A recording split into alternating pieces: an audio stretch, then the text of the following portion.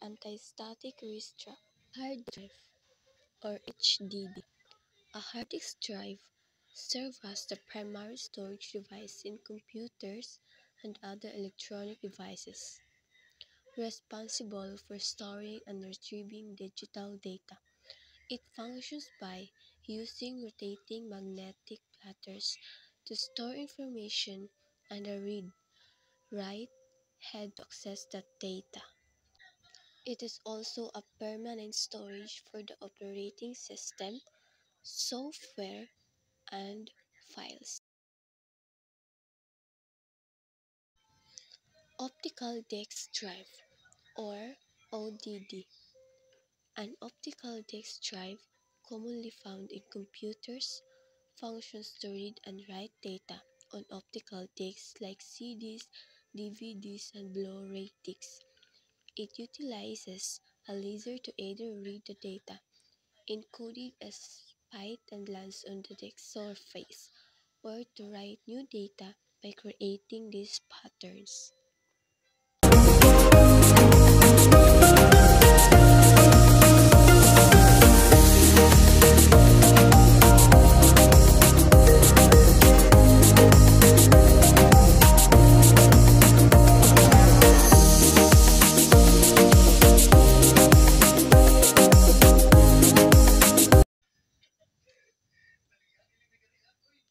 Power supply unit.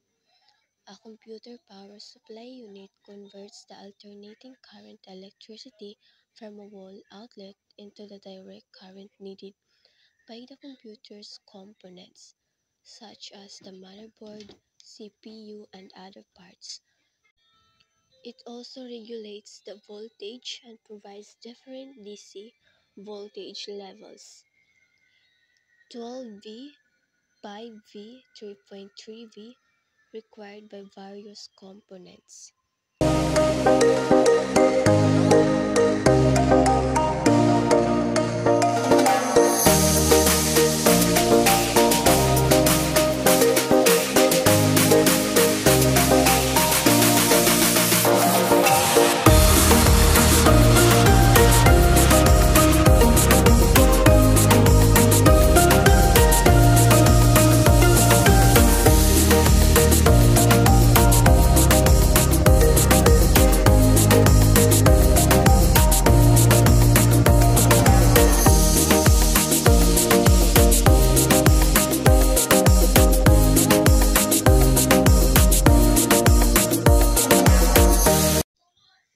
CPU cooling system fans with heat sinks.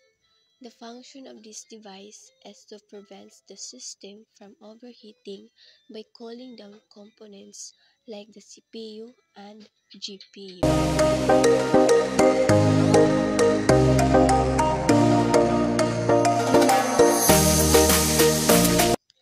Graphics processing unit or video card.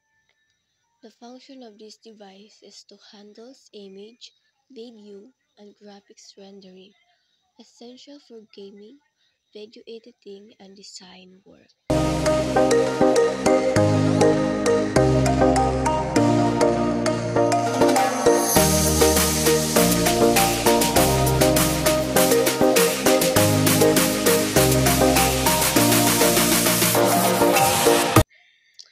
Random access memory, RAM.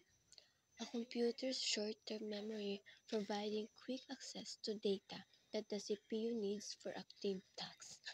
It temporarily stores information for running applications, programs, and the operating system, enabling faster performance compared to accessing data from slower storage devices like hard drives.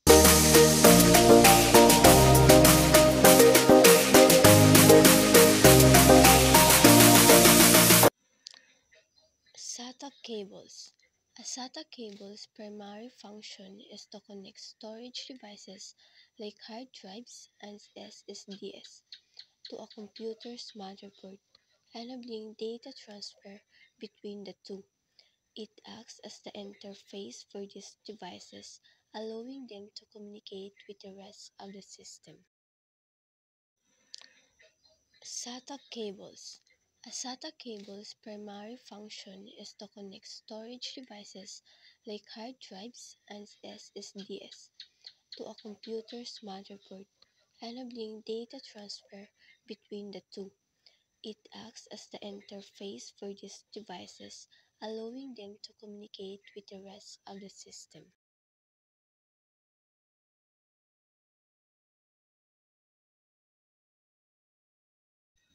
24-bit.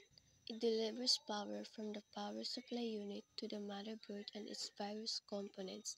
This includes the CPU, memory, chipset, and other onboard devices.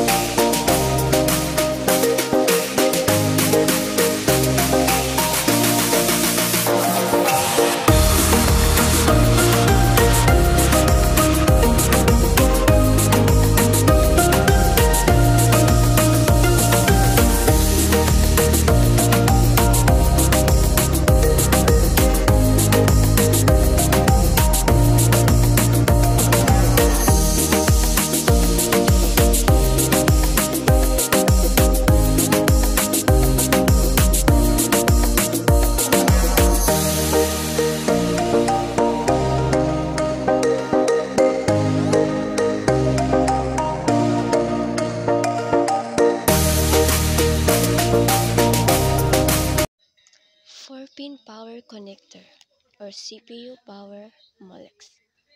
The function of this device is to supply additional power to the CPU or processor, placed into the motherboard near the CPU socket.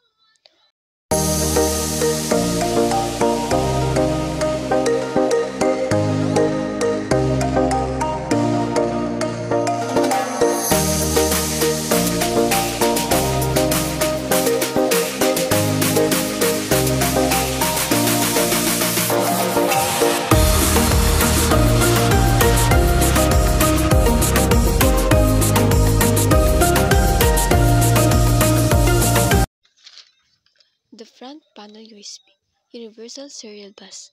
Port A are located on the front side of the system unit, usually part of the computer's case, and are connected to the motherboard using internal cables.